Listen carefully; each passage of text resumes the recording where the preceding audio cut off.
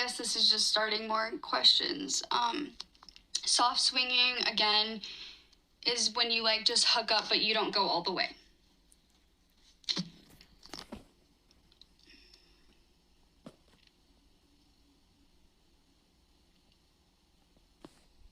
That is a woman on TikTok Live in May of 2022, telling strangers on the internet that she has been, and I want you to hold this phrase in your mouth for a second, soft swinging, which, for those of you who are lucky enough to be encountering this vocabulary for the first time, means the adults did some things with each other's spouses, but not all the things. The Speech Act has now entered the Library of Congress. Her name is Taylor Frankie Paul. She's the first woman in American reality television to be destroyed twice by the same 15 seconds of footage. For Tate and I think it's best that we separate and divorce and kind of find ourselves and find what makes us happy. Because here's what you need to understand. Taylor did not leak the soft swinging. Taylor announced it in a live stream to her 300,000 TikTok followers before anybody in the national press knew who she was. She picked up the phone, pointed the camera at her face, and said the sentence that would end her first marriage, publicize her affair with a man named Braden Raleigh, and spawn a Hulu reality show called The Secret Lives of Mormon Wives.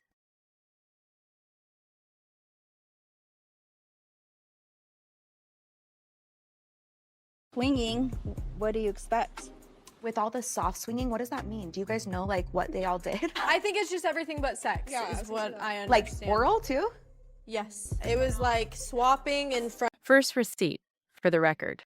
The soft swinging group was Taylor, her then husband Tate Paul, and another Mormon couple, Miranda McWhorter and Chase McWhorter. The affair in question, the one that actually ran outside the soft part of the framework, was between Taylor and Braden Raleigh. Miranda and Chase got divorced. Tate got divorced. Braden is a detail. Taylor, by the time the TikTok finished buffering, had invented a subgenre of reality television. I literally was turned like this and unbuttoned. If you're worried about that, that's I'm not a you and worried. Dakota problem. No, Dakota felt uncomfortable. He's like, her bra, her tits are right there. Like, That's it's a him uncomfortable. problem. To me, Everyone else. Now, skip to February 2023, Harriman, Utah. Police show up to a residence. Inside the residence is Dakota Mortensen, Taylor's then new boyfriend, now the father of her third child. Then a man sitting next to a woman holding a metal folding chair. Taylor was arrested that night on 1 count of felony aggravated assault, 2 counts of felony domestic violence in the presence of the child, misdemeanor child abuse, and misdemeanor criminal mischief, because she threw a wooden playset. Also in the record, also Ed Dakota.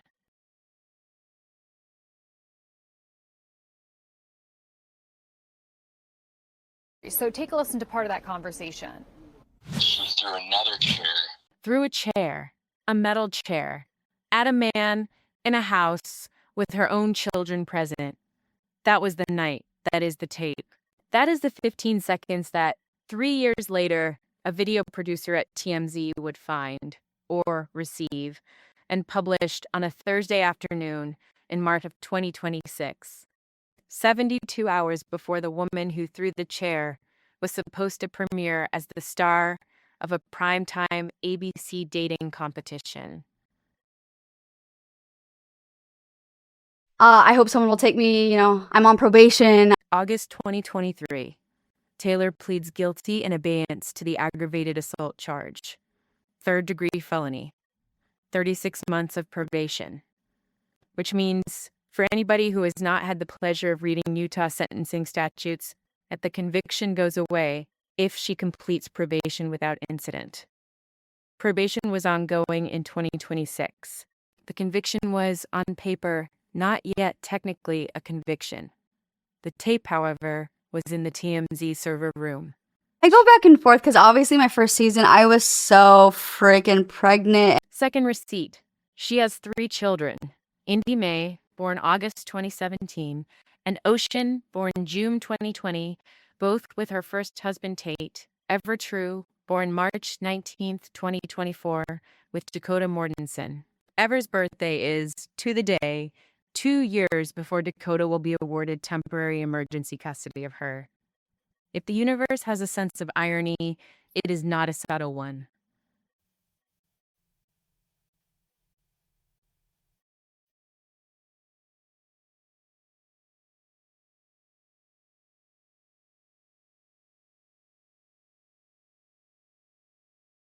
That's why in the church they don't like you to drink, because things like these happen.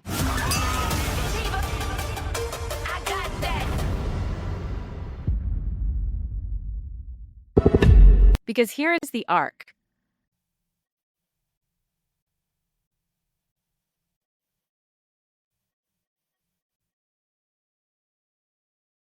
From soft swinging confession in 2022 to DV arrest in 2023 to Hulu reality show lead in 2024 to Bachelorette announcement in 2025 to Bachelorette cancellation in 2026, Taylor Frankie Paul has, across 48 months, accumulated what I can only describe as a complete archive, a documentary record, every crisis annotated, every apology filmed, every rehabilitation attempted on camera by So going on The Bachelorette, obviously. The Bachelorette, ABC, Disney. In September 2025, Alex Cooper, on her podcast, Call Her Daddy, the one every woman between 25 and 40 has listened to, announces Taylor as the next Bachelorette. The internet reaction is split. Some people say, finally, a real person. Some people say, oh, the woman with the felony. Disney corporate does a review. Disney corporate clears her. Disney corporate. Good morning. I want to hear all about your Bachelorette journey. Taylor does the Good Morning America press run. The press run is a disaster. She looks uncomfortable. She walks back certain descriptions. She reframes others. The subtext of every interview is, can we get her past the felony before the season premieres? And the visible answer, across every broadcast appearance, is not without help. They try anyway. Promotional photos, teaser trailers. A full season produced. Chanel, what are you learning? So we're looking here at newly released police body camera video from TMZ. March 19th, 2026. TMZ publishes the security camera footage from the 2023 arrest. The camera catches the chair. The camera catches the playset. The camera catches Dakota on the phone. Within 48 hours, the season is pulled. The entire already filmed Bachelorette is, I want to be specific, shelved. Not delayed, not re-edited, shelved. Taylor is paid out. The contestants are told the season will not air. Chris Harrison's Twitter replies become Made up time with my kids and having to, deny a lot of opportunities, and it's because I want to be with my kids. One day later, Dakota Mortensen files for and receives temporary custody of Ever True. Taylor is ordered to remain 100 feet from Dakota and the child until an April 30th hearing. On April 7th, she is granted 8 hours of supervised visitation per week. That is a court-ordered stranger in the room for 8 hours a week while a mother sees her 2-year-old. That is the custody consequence of a tape the network had in their possession, one search and a phone call away, for 3 years. Pivot 2. The bigger one.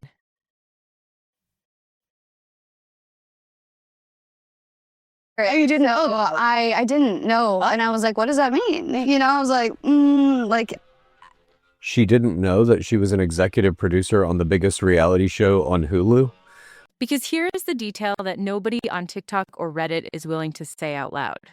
The Secret Lives of Mormon Wives, the show currently streaming on Hulu, in production for season 5, a genuine cultural phenomenon for the 25 to 40 demographic, was built entirely on the architecture of Taylor Frankie Paul's catastrophe.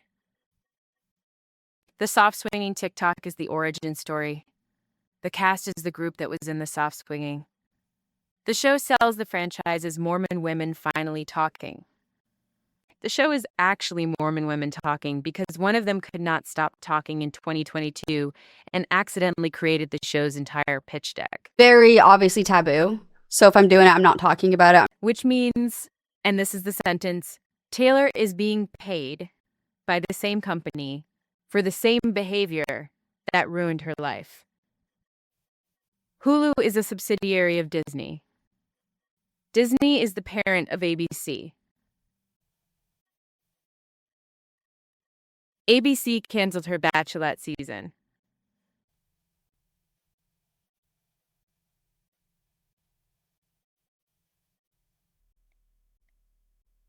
Hulu continued producing her reality show.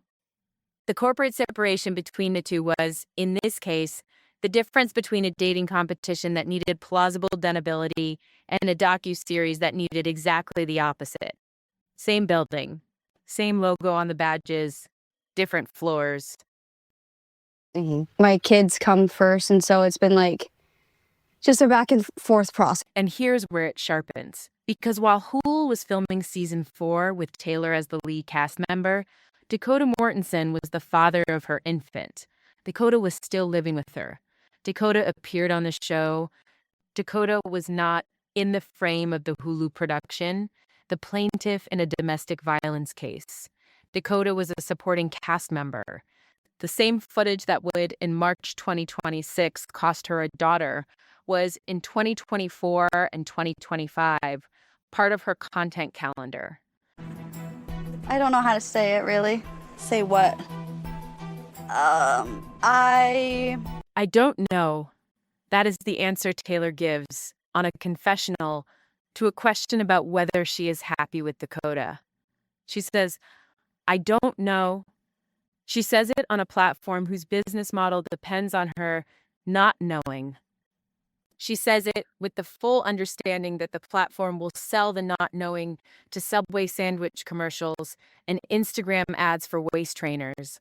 I don't know is the economic engine of the Hulu confessional. The show rewards ambiguity the way The Bachelorette rewards commitment. Both shows, same parent company. How did growing up in the church impact your relationship to how you felt about sex? The walk back. Because the walk back is owed.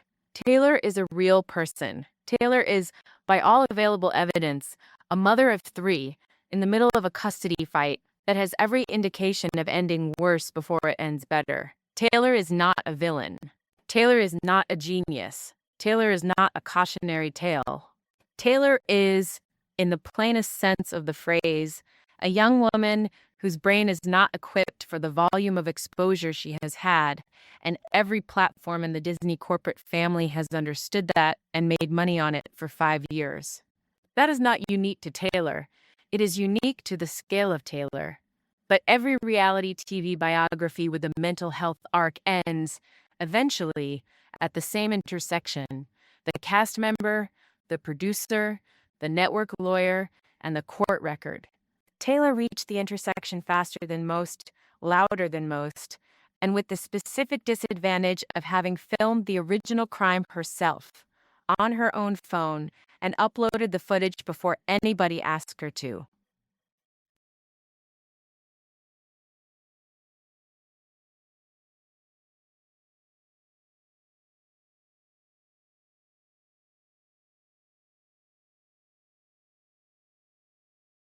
Because you're on a show called Secret Lives of Mormon Wives and you are Mormon. Yeah. But I think you have been criticized for not being Mormon enough because of the way that you live your life publicly. Third pivot. Because the bigger story, the one the show is not equipped to tell, is that Mormonism built the speech act Taylor is trying to escape. The LDS Church, in its 20th century American form, required women to confess certain behaviors to a male priesthood authority in private. Taylor did not leave the church. Taylor privatized the confession and made it content. The soft swinging TikTok is a bishop's interview streamed live. The Bachelorette press run is a testimony meeting with a hot mic. The custody filing is the excommunication letter read in court by the state.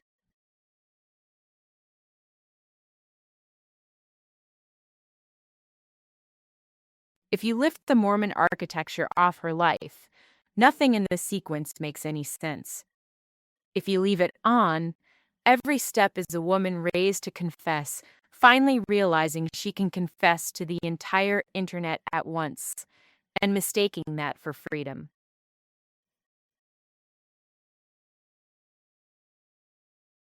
It wasn't freedom, it was a camera.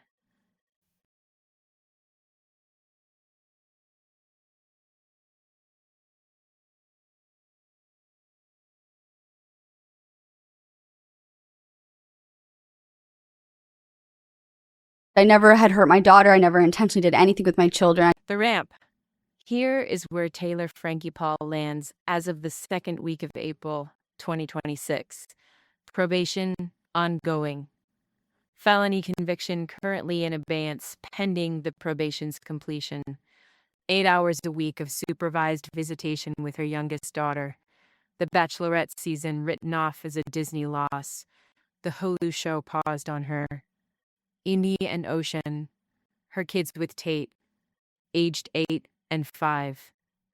Ever, aged 2. The go to Mortensen, in full custody of the 2-year-old. Taylor is 29 years old. The internet knows what her kitchen looks like.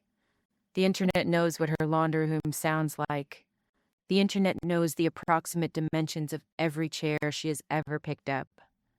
The internet does not know if Indy, Ocean, and Ever, who will, within a decade, read every word of every headline ever written about their mother, will forgive the audience that watched. The audience is me, you, and roughly 4 million other women who clicked subscribe on Hulu for $1.99 a month.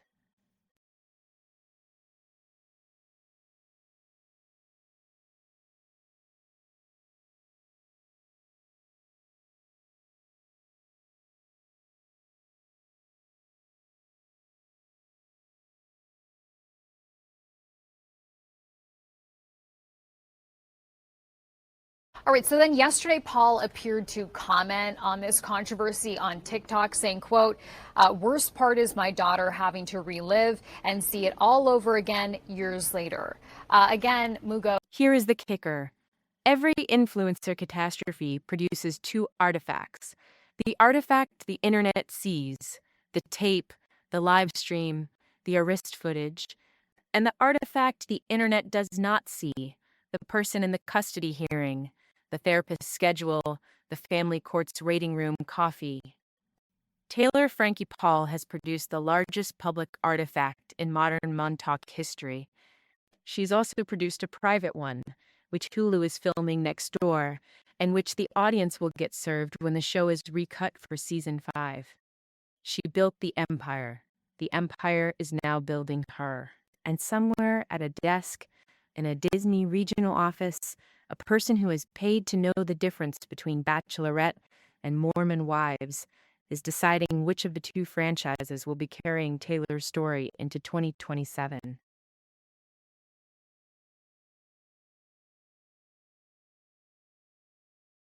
The answer is obvious. The answer has always been obvious.